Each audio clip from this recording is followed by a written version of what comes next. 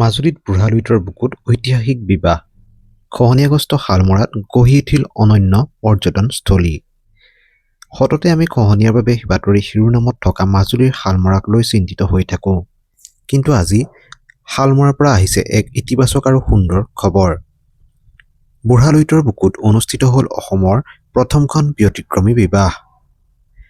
বৰলুইতৰ বুকুত এয়া এক অনন্য দৃশ্য। অসমত প্ৰথমবাৰৰ বাবে নদীৰ বুকুত অনুষ্ঠিত হ'ল এক বিশেষ বিবাহ। সাধাৰণতে ডেষ্টিনেশ্যন ৱেডিং বুলি ক'লেই মানুহে বহিঃৰাজ্যলৈ ঢাপলি মেলে। সেই ধাৰণা সলনি কৰি গোবিন্দ বৰদলৈয়ে নিজৰ কন্যাৰ বিবাহৰ জৰিয়তে অসমৰ নদী পৰ্যটনৰ এক অনন্য মাত্ৰা প্ৰদান কৰিলে। মাজুলীৰ খহনীয়া প্ৰবল অঞ্চল বুলি জনাজাত শালমৰা আজি হৈ পৰিছে এক আকৰ্ষণৰ কেন্দ্ৰবিন্দু। এখন বিশাল ৰৌপেক্স জাহাজ বিয়াৰ মণ্ডপ ৰূপত সজাই তোলা হৈছে। বুঢ়া লুইতৰ ঢৌ তালে তালে প্ৰাকৃতিক পৰিৱেশৰ মাজত সম্পন্ন হ'ল বিবাহৰ মাংগলিক কাৰ্য। এই ব্যতিক্ৰমী প্ৰয়াসে কেৱল এখন বিবাহতে আবদ্ধ নাথাকিল, বৰঞ্চ ই শালমৰাক এক পৰ্যটন কেন্দ্ৰলৈ পৰিণত কৰাৰ সম্ভাৱনাও দেখুৱাই দিলে। নদী পাৰৰ মনোৰম দৃশ্য আৰু জাহাজৰ ওপৰত আড়ম্বৰপূৰ্ণ আয়োজন সকলোৰে বাবে এয়া আছিল এক নতুন অভিজ্ঞতা।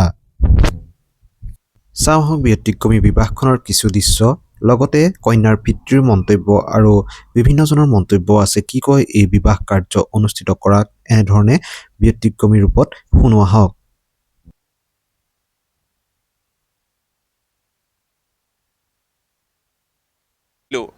যে বিয়াটো আমি সাধাৰণভাৱে আধুনিকতাৰ ধামখুমীয়াৰ মাজত চব আধুনিকতা কৰি গৈ আছোঁ। গতিকে মই মনত ভাবিলোঁ মাজুলী এখন পবিত্ৰ স্থান, অসমৰ পবিত্ৰ স্থানত যদি ছোৱালীজনীক মই বিয়া দিব পাৰোঁ, ল'ৰা ঘৰ লখিমপুৰ, কিন্তু হ'লেও মই ছোৱালীজনীক যদি মাজুলীৰ দৰে পবিত্ৰ স্থানত বিয়া দিব পাৰোঁ মোৰ ভাল লাগিব। আৰু মই দ্বিতীয়তে ভাবিলোঁ যে আমি কিয় জাহাজত কৰিব নোৱাৰোঁ। মাজুলীত ইমান ডাঙৰ ডাঙৰ জাহাজ দিছে, গতিকে জাহাজত যদি বিয়াখন কৰোঁ, ৰাইজক লৈ যদি ব্ৰহ্মপুত্ৰৰ মাজত পাতিব পাৰোঁ ভাল লাগিব। আৰু এনে সুন্দৰ এটা পৰিৱেশত মই সেইকাৰণে এই পৰিকল্পনাটো কৰিলোঁ যে থলুৱা নীতি নিয়মে, পুৰণা ৰীতি নীতি, যেনে কালি গধূলি গাঠিয়ন পৰ্ব হৈ গৈছে। গাঠিয়ন আজিকালি ৰাইজে নপতা হ'ল। আৰু পাত পটুৱাৰে ৰাইজক খুৱাই বুৱাই যদি আমি মাজুলীৰ দৰে পবিত্ৰ স্থানখনক আমি ৰাইজৰ আগত আৰু অকণমান আগলৈকে নি চিনাকি কৰি দিব পাৰোঁ, নিজৰ ভাল লাগিব। আৰু মই নিমন্ত্ৰণৰ ক্ষেত্ৰতো তেনেকুৱাই কৰিছোঁ যে মই সকলো কলপাতেৰে পিঠা পনা বান্ধি ৰাইজক নিমন্ত্ৰণ কৰিছোঁ যে কোনোবাজন আহিব নোৱাৰিলেও যাতে ঘৰতে ছোৱালীজনী বিয়াৰ নামত চাহ একাপ খাব পাৰে, সেইটো এটা মোৰ মনৰ ভাৱ। আৰু মাজুলীলৈ আহি মই এই শালমৰাত বিয়াখনৰ আয়োজন কৰি মই যি অনুভৱ লৈছোঁ, ইয়াত মই নিজেই আচলতে কেইবাবাৰো মোৰ চকু পানী ওলাইছে। এইটো কাৰণেই ইয়াৰ কাক অনিমন্ত্ৰিতভাৱেই ইয়াৰ যিখিনি থলুৱা ৰাইজ কালি এইখিনিতে এভাগ নামঘৰত মাতি নি ছোৱালীজনীক সেৱা কৰাইছে। 120জন ভকতে তাত আশীৰ্বাদ দিছে। এই পৰিৱেশ বেলেগত পোৱা নাযায়। ভকত বিচাৰি য'ত হাহাকাৰ কৰে, এতিয়া মানুহে ভাড়া দি ভকত আনে, পইচা দি ভকত আনে, তেনেস্থলত মাজুলীৰ ৰাইজৰ যিখিনি আগ্ৰহ দেখিছোঁ। আৰু এনেকৈ যদি কোনোবাও আগবাঢ়ি আহে কেতিয়াবা যে মাজুলীত বিয়াখন কৰিম, মাজুলীত আমি জাহাজত কৰিম বা কোনোবা এটা চাপৰিত কৰিম, এই পৰিৱেশ অসমত পাবলৈ নাই।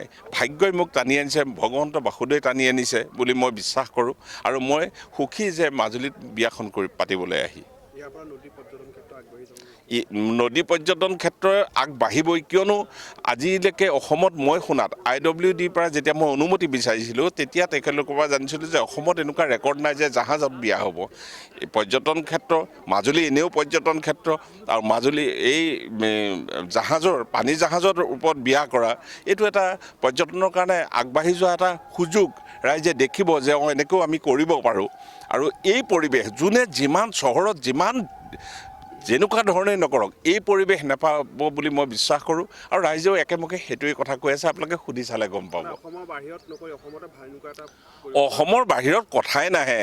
মই ক'লোঁ অন্য ঠাইৰ মই অভিজ্ঞতা লোৱা নাই, মানে নদীৰ কাষত কেনেকুৱা হ'ব। ব্ৰহ্মপুত্ৰৰ কাষত মাজুলীৰ দৰে গোটেই ৰাইজে আদৰি লোৱা, মাজুলীবাসীয়ে আদৰি লোৱা এই যিটো কনচেপ্ট, এইটো অন্য ঠাইত নাপায়। গতিকে সকলো আহিব পাৰে। মই এইটো ক'ব খোজা নাই যে মাজুলীলৈ আহক, বিয়া পাতক। মোৰ ভাল লাগিছে, দহে ভাল পাইছে, আৰু মই আশা কৰোঁ যোনে যিমান আহে সকলোৱে সুখ পাব ইয়াত। এই সুখ সকলোৱে লওক, সেইটোৱে আশা কৰিম।